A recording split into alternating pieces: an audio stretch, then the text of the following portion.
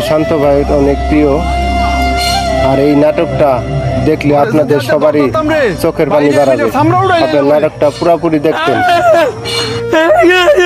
বুবার ঘরের বাবা আরেকদিন যদি খালি গাছের নিচে দেখমু তোরে গাছের লোকে বাইন্দা বিডামু।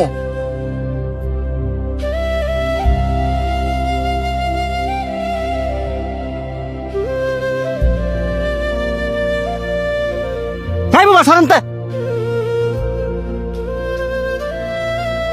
তোরে না করছি এই ময়লা কাগুলি আমার সামনে না আইতি তোর শরীরের গন্ধ যে আমার সহ্য হয় না, এটা কি তুই বুঝস না? হ্যাঁ কথায় কাজ হইতো না। হ্যাঁ একদিন পিসপুরা বান দিয়া ঠিক মতন ফিরাইতে হইব, তাইলে আর আঙ্গ লাগাইতো না। বাহ, খুব সুন্দর কথা কইছস। হাই তোকে পছন্দ করে দিকা আর ভালোবাসা দিকে তো তোকে লগে। আর তোরা কিনা কইতাছস হ্যাঁ রে ফিসমুরা বান দিয়া পরে ফিরাইবি। তো তুই তোর লগে হেরে রাইস। হ্যাঁ শরীরতে কি গন্ধ বাড়ি তুই দেখছস? এক কাপড় পরে সবসময় ঘুরে।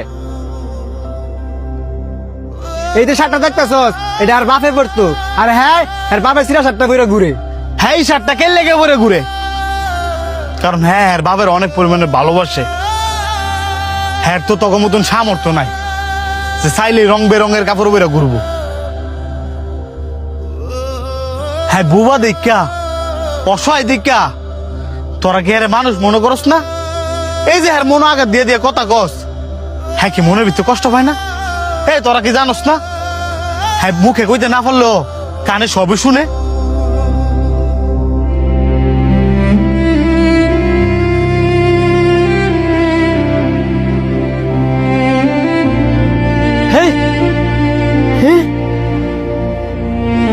সর বুবা, আমার কাছে আমার করতাম দে। কেডা রে আমার আম গাছের নিচে? কাকা ওই যে হ্যাঁ এই বুবাই হ্যাঁ না করার পর ওই গাছ উইডাল দিছে।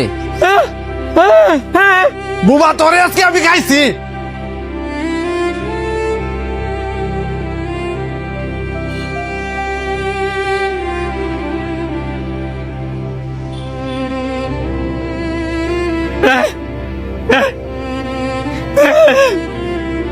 আমি একজন বোবা।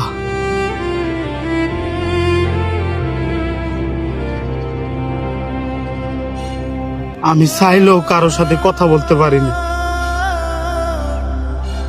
সবারই তো মন আছে, আমারও মন আছে। তার মানে এই নয় আমি বুবা দেখা আমার মনটাও বুবা।